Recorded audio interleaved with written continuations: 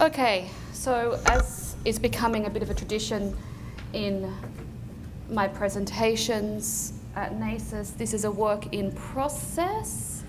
I think we were hoping to be further along than we are, but the trouble of the map, to quote Matt Wilson, is indeed extremely troubling. So this is a collaboration that we've been undertaking with the UC Botanic Gardens at Berkeley, Travelling Plants, Decolonizing Botanical Mobilities Beyond the Nation State. And so we've been working with the UC Botanical Garden at Berkeley, which is the system-wide botanic gardens for the University of California. They're quite a large garden. It's 34 acres and has one of the most diverse plant collections in the US. I think it's got the third largest number of plants. And we've been, oh, this is going to be fun. We've been specifically working with the Crops of the World Garden, which is a ethnobotanical collection at the garden itself. They've got 5 ethnobotanical collections. This one is the most, I think, the most diverse, but also one of the most changeable as well. And basically the point of the Crops of the World Garden is to illustrate the ways in which plants and crops have been domesticated and have moved around the world. This is Kat. Kat isn't here, but we're hoping to get her next year when we actually report on what we've done. Kat is the horticulturalist in charge of the Crops of the World Garden, and so we'll be showing you a bunch of images that she's been working on that we're about to take over and start thinking about actually how to map. So Kat approached us with the basic question of how do you describe where a plant is from if the nation state that exists now was not the nation state in which it existed then? How do you actually or sort of inscribe a temporal element to the description of when and how plants moved? Kat is the only horticulturalist I know that has, quote, beef with Linnaeus, which has been fun. And so she basically, there is method to the madness. She grows a range of different plants across the course of the year. So you've got corn, amaranth, and horizontal, which is what's in season at the moment. There will also be times at which the beds are fallow. You'll have a range of different plants in different beds. So, I mean, the fundamental problem that we face, particularly when you're talking about botanical gardens in settler-colonial spaces, is that we have this question of the role that botanical science and scientific colonialism have played in the production of particular plant knowledges and the way in which scientific knowledge has overridden a lot of local and Indigenous knowledges in certain places. And this was largely, as Belinda Tuai-Smith writes, a question of controlling as well as the production of knowledge. It was about the collection, the representation, and also the way in which these stories have been told are often ways in which you only get a sense that the plants moved without really acknowledgement of the different political and economic questions that have been raised. And we see this a lot with maps and the sort of geographic histories of plants. And I think, I'm not going to read these quotes, but it sort of surmises in this question that botanic gardens are now facing, summarised by Kelsey Leonard here, that there is, I suppose, a moment of reckoning for thinking about the role that botanic gardens themselves have played in upholding structures of colonialism and marginalising Indigenous knowledge systems. And so this is a paper by Leonard where she talks about an ongoing project they have with the New York Botanic Gardens, the Shinnecock Ethnobotany project, to try and restore different modes of knowing into the garden. The issue is that museums themselves tend to be fairly conservative institutions, particularly in the US, and they're very resistant to change, partly because it's very difficult to change a garden. When you've had a tree growing in place for 30 years, you can't just move it or put it back into the archive. The garden itself is extremely fixed. And The other issue is that, so Botanic Gardens, the UC Botanic Garden does collaborate with different groups around the Bay Area, different Indigenous groups, through education and outreach, but there's still a kind of resistance at the top level that taxonomic botany may not just be, that Indigenous collaboration means actually collaborating about the production of knowledge and the telling of stories, not just sending seeds of native plants to Indigenous gardens in the Bay Area. And that actually, the question of epistemic justice is actually very central to the organisation itself.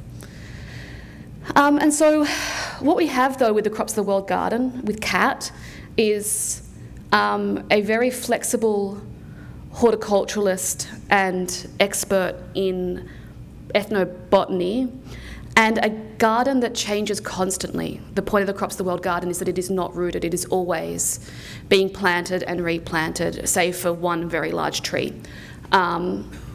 And so we actually have the opportunity to open up different pathways of storytelling here, but it's still slow. So essentially, we've been brought in to think about maps and geographic communication. So this is the current map of the Botanic Gardens. You can see the Crops of the World Garden is just here. And the garden itself is organised through geographic relations. They make a big point about this. It's not different species, but it's actually where plants come from. It's kind of uneven in scale. Those of you who are geographers will realise that California, Southern Africa, Mediterranean, Australasia, Mexico, Central America, Eastern North America are all very different geographical regions in size. And I think they're doing it geographically to try and move away from the taxonomic, but it still inscribes certain hierarchies of information that are not necessarily told as easily. So the current signage in the garden looks like this. You have the Latin name, you have the genus, you have the English name, a sense of where it's come, that Kat has worked very hard to at least get several place names in there, so Bolivia to West Brazil, and a description of what it is, which is an edible fruit. And if you haven't tasted the Peruvian ground cherry, it is very tasty and it's in season right now. We had some good snacks the other week. Highly recommend. So we have two cartographic problems here, and I'm kind of like throwing this out to everybody who is expert in cartography to see whether or not you have any solutions. The first problem is actually, how do we map a garden? Mapping gardens is kind of difficult, and gardens don't have a lot of money, and no one seems to spend a lot of time thinking about how you map a botanic garden. There's a lot of museum maps, a lot of other kinds of city maps and stuff, but gardens are not particularly loved. And so we did a lot of research on different garden maps. So this is in Hawaii. We actually have a whole database of signage that we have over 54 gardens now in the signage database, where we've gone through as much signage as we can and actually categorised it, that we will be opening up to garden members to actually be able to upload their own signage and sort it and be able to say, well, actually, I want to see all the signs with maps on them. So we're developing this database as well, and this is what we've sort of discovered. Brooklyn Botanic Gardens, again, you have a lot of greens, you have the pathways. This is another sort of attempt by Brooklyn Botanic Gardens, where again, this is a sort of attempt at decolonization, where you've got work with the Shinnecock, but again, the map reverts back to a very classic style, top-down, line-based map. You have, I think this is New York Botanic Garden, Cornell, another more of New York, and more Cornell. Obviously those slides got a bit mixed up. I think Cornell is one of the more interesting examples where you actually get topography of the landscape and acknowledgement that this is not just a flat space into which plants exist, but actually the land itself is part of an ongoing conversation, an ongoing kind of contestation over its ownership, which is also the difficult thing with gardens, is to get them to acknowledge that they are on land and have a responsibility to have conversations about how we represent that land. And so we're at the moment, so this is just a very early map that we did so that I could try and understand where Kat is putting her plants, which appears to be a little bit of this is the system, but it's also a little bit of sometimes she just sticks stuff in the ground and sees what happens. And it's not clear what's going to grow in any given season. And then this is a rendition that I drew recently. I think the flat does not actually work. And so we're trying to think about ways in which we can get topography and a different sense of landscape into the garden, because it changes so often. It's very, very seasonal as well. And then trying to work with actually representing the different areas in which plants come from in a way that doesn't demand that we use such geographical regions such as Oceania/Europe/Asia/Mediterranean, which is just basically miscellaneous other, but actually be able to link certain climates or certain regional specificities to the garden without necessarily having to use terminology. The second more complicated problem is the problem of actually how do you map plant mobilities. There's a lot of writing, people like Paul Carter, for instance, have written a lot about the way in which movement or maps kind of capture movement. We have different cartographic techniques like arrows to show the movement of plants. But actually, like, plants move in really complicated ways that's not always human as well. So sometimes they'll move on tidal currents, sometimes they'll move, birds will often move plants from one place to another. You also then have Indigenous connections that, tomatoes were given from one group of people to another many years ago, and then only in recent sort of times were they actually figured out how to grow them, and then they started growing them, and that's where they actually came from. You also have then the stories of imperial extraction and scientific collection as well. So you've got this very uneven kind of sense of movement, and we're also trying to kind of call into kind of the conversation as well transnational migrants, so people moving around the world and bringing seeds with them as well, so not necessarily part of a colonial project, but people who are refugees, people who are just parts of large groups of migration. So there are different temporalities as well that we're trying to deal with. What do you call a place? What was it then compared to what it isn't now? How do you actually deal with this fairly conservative space and a public that doesn't necessarily know the very detailed history of ethnobotany in South America? And so we've looked at examples, and we honestly haven't found a lot. So currently the Chinese Medicinal Herb Garden at the garden have actually done a bunch of community collaborations with the local Chinese community, included Chinese names, and actually give a sort of sense of what you could actually use these herbs for. So rather than just describing what they are, so much as trying to bring a sense of practice and purpose into the signage. And so we're sort of riffing off that and using that as a kind of starting point with the garden itself. But then actually thinking about visually representing them. We've got von Humboldt, everyone knows von Humboldt's maps.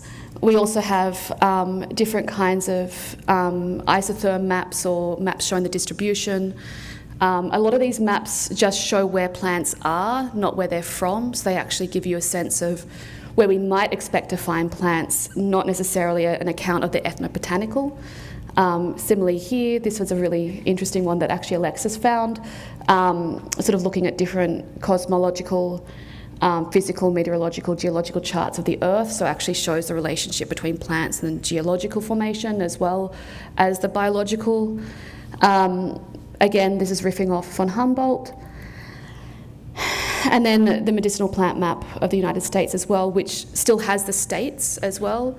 And I've not known plants to stop at state lines in a very clear way. Plants have a very different kind of mobility than people. So I find that kind of curious. And then we've got the plants that we don't talk about in the north of Canada as well, those non-US plants. Not sure if we're even allowed to talk about them anymore. Okay.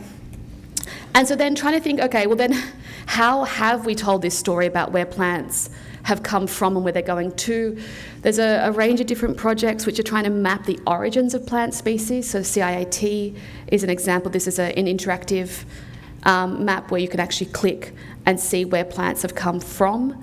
And then probably the most ongoing examples of the story of how plants have moved that I've seen in cartography is the Columbian Exchange, which seems to be a very big thing in America.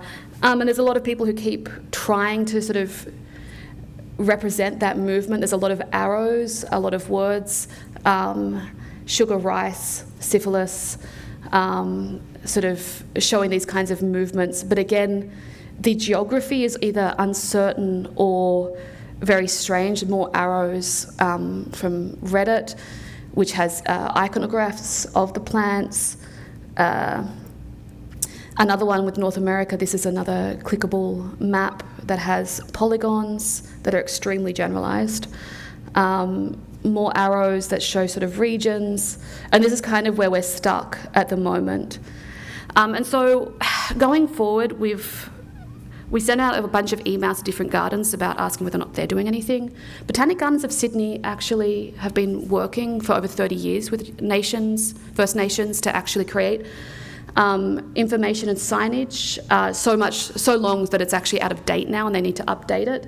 They have a multi-naming approach, which names that change with season, usage, and depending on the gender of the person, the season will change as well, the word for the season.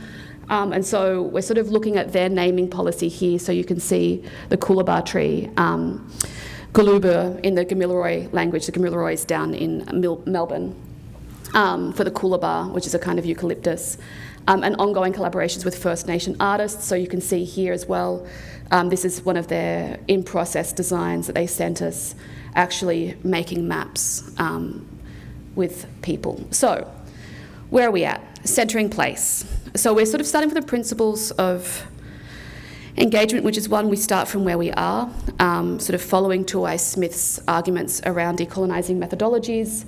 Where are we? How have plants come to this place? Also creating a lot of stickers as well. I have created no stickers. Alexis and Kat have been creating stickers. So we're working with a projection that actually centres where we are and brings the projection around, which actually seems to work considering the large swathe of miscellaneous geography on the outside. We're also sort of experimenting with different ways of visualising and telling stories around hybridisation, for instance. So this is brassicas. We're also still waiting for the gardens to actually come back to us with the kind of visual style they would like. We don't know if it's going to be more Art Nouveau or whether or not they want it to be more classic herbaria style, or whether or not they're going to actually allow us to do something a little bit more contemporary and stampy, which is what I personally want to do. Kat went to a garden and saw some rolling things, and so they were making a lot of signs to go on these rolling barrels as well that make it more interactive, but also allow us to group things together through signage in a way that is less prescriptive. So this is Kat actually making one of the prototype barrels. She's actually secretly an engineer. It's kind of insane. So this is the prototype barrel, the box, and we've got people actually writing on it at the moment. And we're actually thinking we might need to have something that people can write on, because people really enjoy writing on stuff. We also have sort of riffing on different kinds of altitude images. Kat has discovered a keen eye for visualisation as well. So this is looking at vines and twining. And then she's actually started making images, because one of the big questions we had is like, actually, how do you visualise these processes in the first place, and translating the botanical knowledge that she has into the cartographic knowledge that we have. But we're still stuck with this map problem, which you can see here and you can see here, like actually how do we tell these stories of when plants were, and that's an attempt in the very far corner there. Okay, so I'm going to leave it there. Thank you. If you have any knowledge of anyone telling really complex stories about plants' movements, please come and tell us, because we're really struggling here, and I'm hoping by next year we'll be able to actually come and present some really cool maps with our findings. But for now, yeah, we have Kat. And we can't figure out why it's Mexico and Central America, except that Mexico needs to be differentiated from North America, because if you say North America, people think you're saying the US and Canada. And I don't think Mexico is part of North America, even though Mexico is part of North America. And then Central America is not really a place. Actually, a lot of Central America is really also North America, except that some of it's South America, and it seems primarily designed to distinguish that region from North America, aka the US and Canada, which appear to be special. So, yeah, we have geographical label problems here. Thank you.